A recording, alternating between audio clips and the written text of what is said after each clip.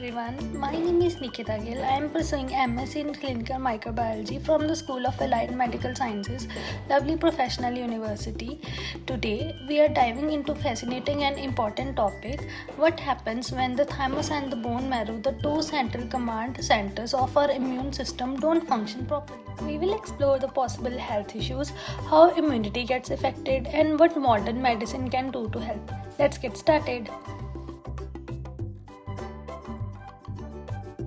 To understand the health implications, think of the immune system as the military and the bone marrow as the training academy, where all the immune cells, especially the B cells and the immature T cells, are born.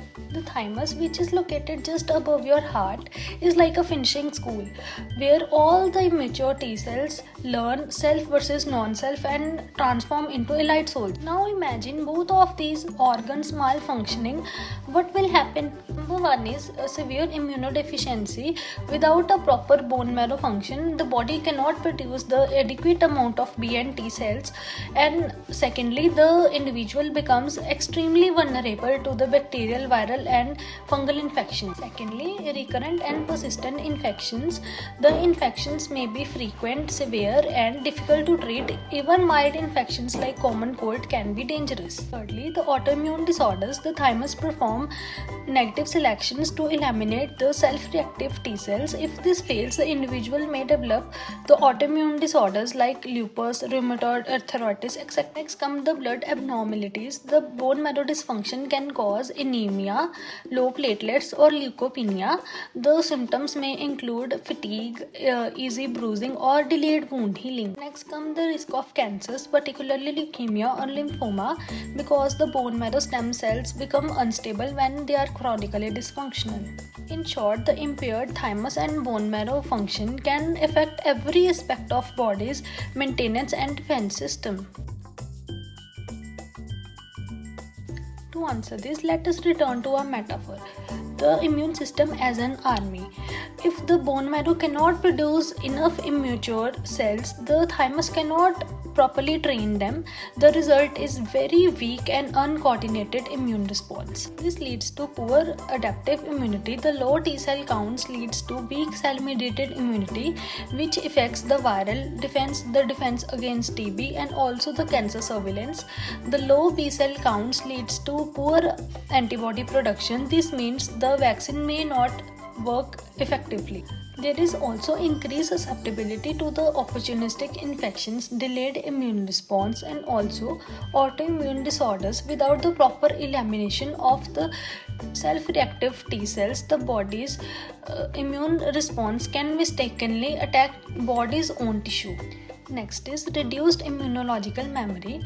The person may not develop long-term immunity after the infection. They may get the same infection repeatedly. This imbalance creates a perfect storm, prone to infection, yet at the risk of attacking their own body. While the condition sounds severe, but today the medical science offers various life-saving interventions. However, the treatment depends upon the underlying genetic cause, but here are some major approaches. The number one is bone marrow or hematopoietic stem cell transplant.